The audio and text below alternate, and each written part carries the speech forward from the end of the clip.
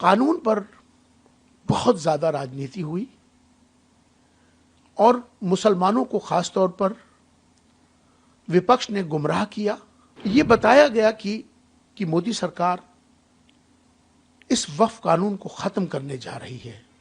तरह तरह के इस तरह की गुमराहकुन बातें करके लोगों को बरगलाया गया, देश के माहौल को ख़राब किया गया। सरकार की मंशा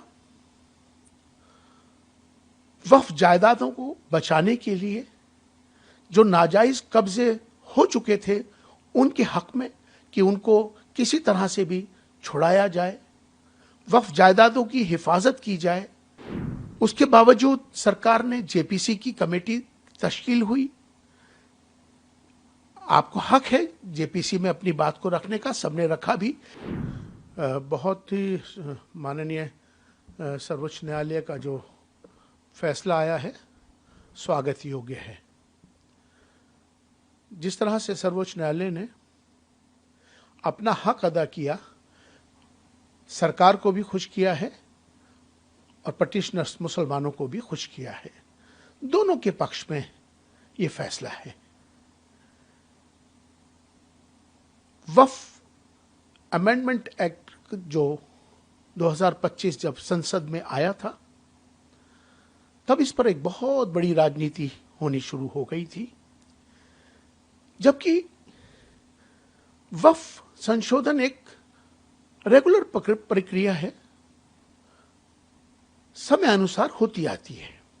पहले भी अमेंडमेंट होते आए हैं, अब भी होती आई थी, लेकिन इस वक्फ कानून पर बहुत ज़्यादा राजनीति हुई और मुसलमानों को ख़ास तौर पर विपक्ष ने गुमराह किया। ये बताया गया कि मोदी सरकार इस वक्फ कानून को ख़त्म करने जा रही है।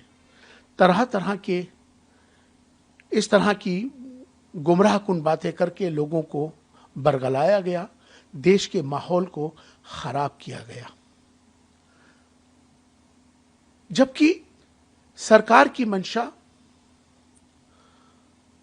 वक्फ जायदादों को बचाने के लिए जो नाजायज़ कब्जे हो चुके थे उनके हक में कि उनको किसी तरह से भी छुड़ाया जाए, वक्फ जायदादों की हिफाजत की जाए, उसके अंदर पारदर्शिता लाई जाए, उसको सेंट्रलाइज किया जाए। वक्फ की जायदादों को बचाने का सरकार का एक मकसद था, लेकिन विपक्ष ने विरोध कर कर, लोगों को गुमराह कर कर इस वक्फ नए एक्ट में लोगों को गुमराह करके देश के माहौल को खराब किया गया। उसके बावजूद सरकार ने जेपीसी की कमेटी तश्कील हुई।